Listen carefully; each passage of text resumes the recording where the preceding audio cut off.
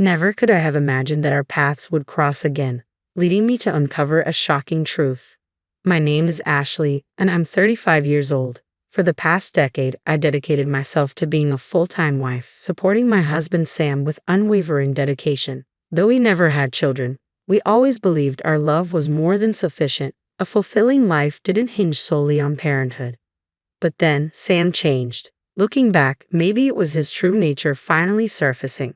You see, my parents divorced when I was young, and I was raised by my father. During my teens, he confided in me the reason for their split: different personalities. At the time, it seemed trivial to end a marriage over such differences. But as I grew older, I painfully realized how crucial compatibility is.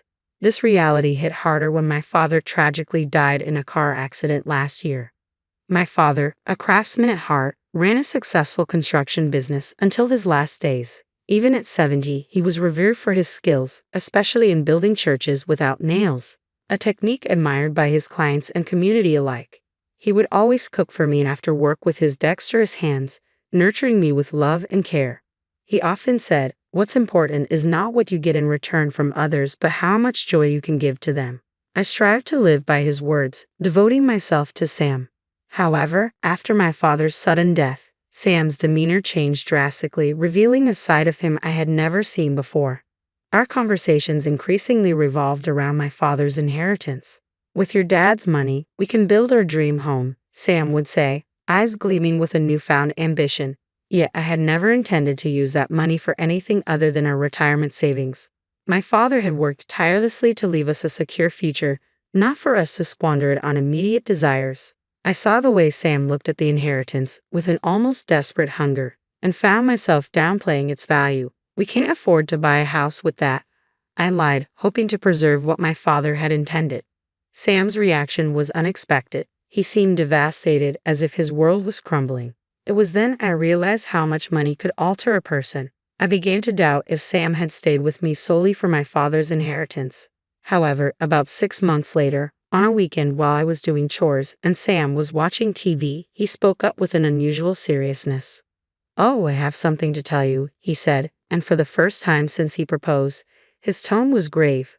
A chill ran down my spine as I sat across from him, watching a tear roll down his cheek. "What is it?" I asked, my voice catching.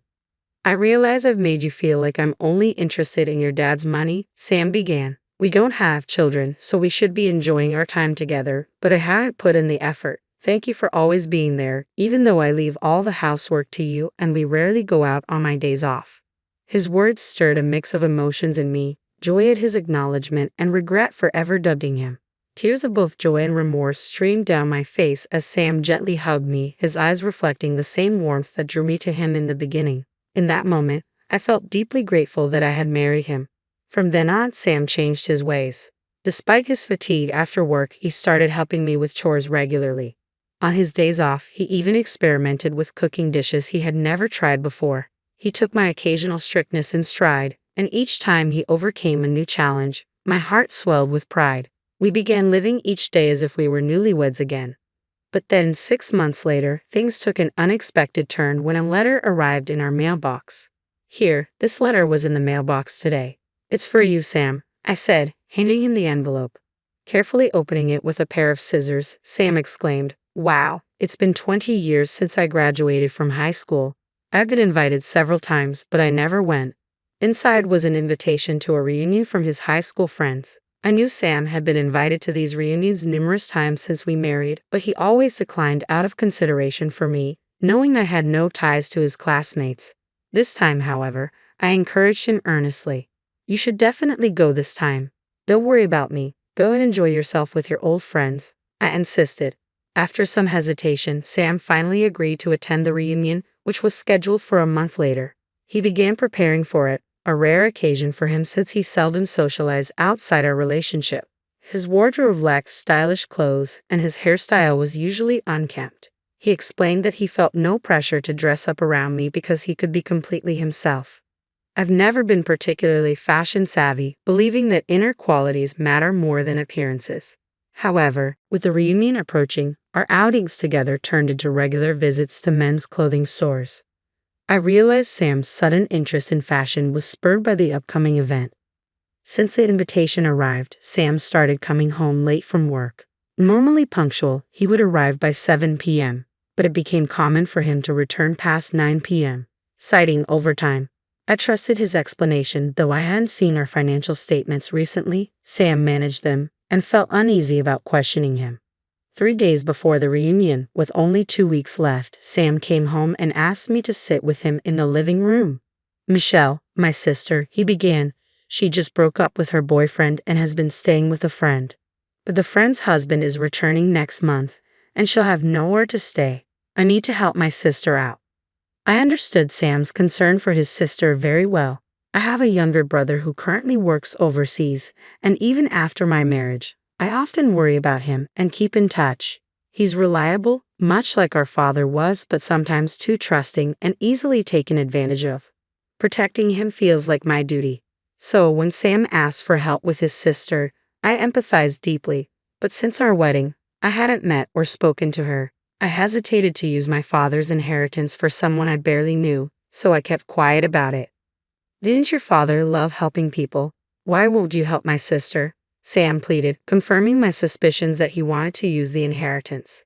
He desperately urged me to allocate a portion to Michelle. However, I remained steadfast in my decision. "As I told you before, I have no plans to use my father's inheritance. I've decided to save it for when we might truly need it," I insisted firmly. Sam muttered something and retreated to his room, avoiding me since then. We shared meals together, but conversation dwindled to a minimum. No matter how cheerful my attempts at conversation, a cold atmosphere lingered between us. 2 days later, I was browsing cakes in a pastry shop, hoping to lift Sam's spirits. It was then that I felt a familiar gaze and turned around. "Dear, is it you, Ashley?" stood my ex-boyfriend from middle school.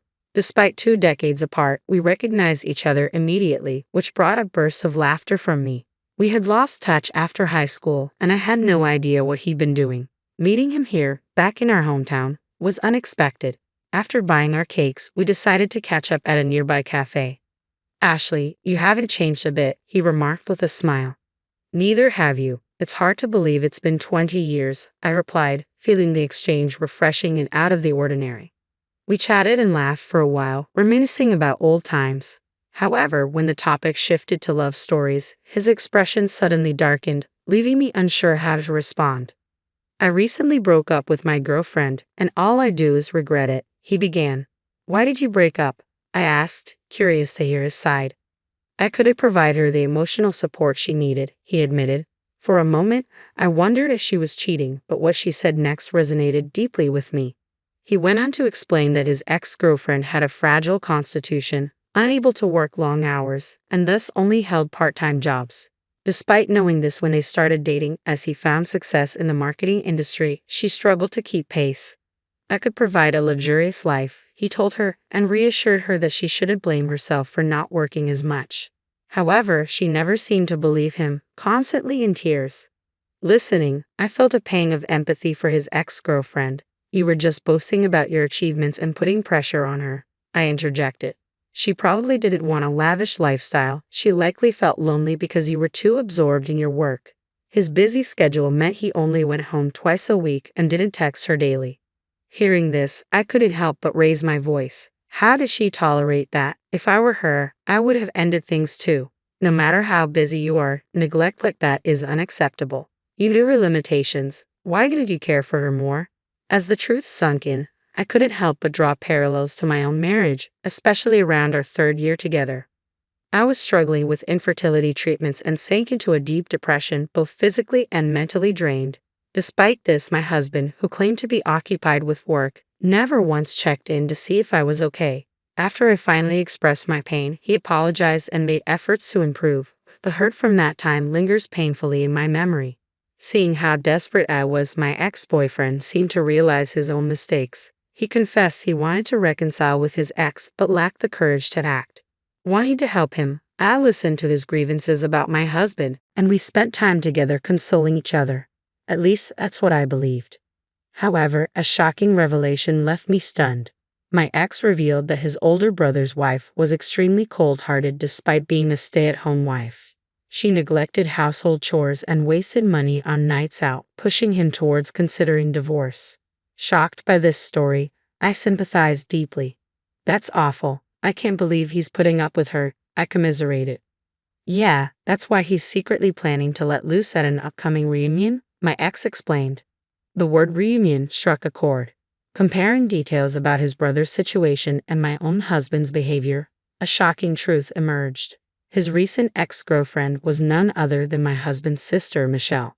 We were both left speechless by this bizarre coincidence. Sharing everything about our troubled marriages, my ex became visibly upset on my behalf. Your husband is lying. He's using his sister to gain access to your father's wealth, he concluded angrily. We decided to confront my husband the following day.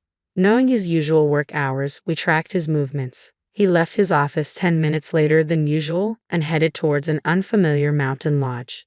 There, we witnessed him being warmly greeted by a woman, clear evidence of his infidelity.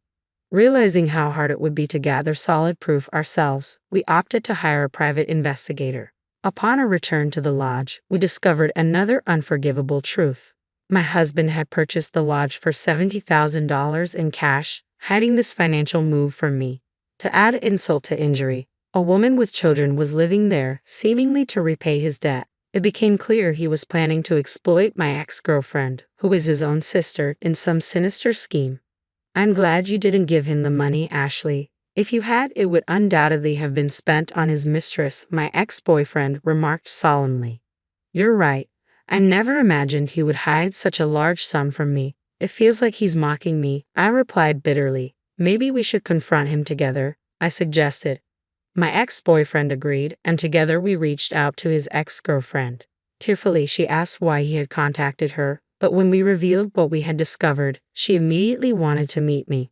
The next day, the three of us shared our first meal together at a family restaurant, our eyes bright with relief at our long-awaited reunion. I'm sorry I haven't seen you since the wedding. My brother told me not to meet you because you hate me, Michelle said, her voice filled with remorse. Wait a minute, I never said I hated you. I even suggested to Sam that we should go on a trip together with you, I responded, the realization dawning that Sam had been the one to create a rift between Michelle and me. From the beginning of our marriage, Sam had been deceiving me, and I blamed myself for trusting him. Tears of regret flowed uncontrollably. Seeing me in such distress must have stirred deep emotions in both of them. In the quiet moments that followed, the three of us shared tears together. Speaking on behalf of my ex-boyfriend, I conveyed his feelings to his ex-girlfriend. She admitted her own flaws, saying, I had a strange kind of pride. I ended up envying my boyfriend's success at work, and as a result, I couldn't be honest and rely on him. It was a sobering realization that a small misunderstanding or assumption between a man and a woman could lead to significant tragedy. From that moment on, they vowed to communicate with greater understanding and consideration for each other. Eventually, they reconciled and got back together. I'm relieved, I finally admitted, feeling a weight lifting off my shoulders. I had been pondering what to do if things didn't work out, but I'm relieved that everything turned out fine in the end. Despite the trouble my brother has caused, thank you for helping me. Now it's our turn to support you, my ex-boyfriend said sincerely. 3 days later, the moment arrived to take action. While my husband cheerfully headed off to his reunion, I began packing my belongings. The reunion was set at an inn about 2 hours away by car, with an overnight stay planned until the next evening. Thanks to the assistance of my ex-boyfriend and his girlfriend, I had extra time to carefully sort through and discard the photos that once held cherished memories with my husband. It struck me how love can change. It felt oddly refreshing to let go despite the sentimental value attached to those pictures. In our previous discussions, we decided to sell our house first. It was heartbreaking to part with this place that held so many memories of my father, but I knew he would understand. The following morning, I arranged for a moving company to transport our belongings to my husband's parents' house, accompanied by my ex-boyfriend and his girlfriend. We went to confront my husband and his parents with the truth. Upon hearing our account, my husband's parents were furious. We didn't raise a son who deceives his sister and wife like this, they exclaimed, pledging to sever ties with him while embracing me as their true daughter. That day, we spent a pleasant time together at their house. The next day, I received a call from my husband, announcing the end of the reunion and his return. As expected, his voice turned confrontational the moment I put him on speakerphone. You're not going to give me the house even though I'm trying to take care of my sister, he demanded. No, I'm not, I replied firmly. Then get out of the house by the end of today, he retorted. In the past, I might have been reduced to tears by such words, but this time, I remained composed. I now had strong allies in my ex-boyfriend and my husband's family. Realizing his attempts to regain control were futile, my husband shifted tactics, trying to appease me with pleasantries. However, it was too late for reconciliation. Hours later, he called again, panicked and breathless. Where did you go? There's only my stuff left. What's happening? Suddenly, his sister's voice pierced through the phone, accusing him. It's disgusting how you're trying to turn Ashley's house into a love nest with your mistress. Confusion gripped my husband, and the room fell silent for a moment. After a brief pause, he erupted in a voice tinged with disbelief. Michelle, is that you? Why are you with Ashley? What's going on? I have nothing to say to a brother who betrays his wife without hesitation. Anyway, I'm coming home now, Michelle replied icily, ending the call abruptly. An hour later, she returned with divorce papers signed by my husband Sam. That marked the end. Our family home would be sold in 3 days, and I would receive alimony from Sam. It was a chaotic turn of events, but I believed it was for the best. Since then, I have been staying at my ex-husband's family home, focusing on studying for the caregiving certification I had always wanted to pursue. Meanwhile, my ex-husband sold his log house and now lives quietly in a small apartment with the woman he had an affair with. I feel refreshed and content, knowing that if she's satisfied with him, they can have each other. I am confident that a better person than my ex-husband will enter my life. Keep going, Ashley, I remind myself daily, embracing the fulfilling life I now lead.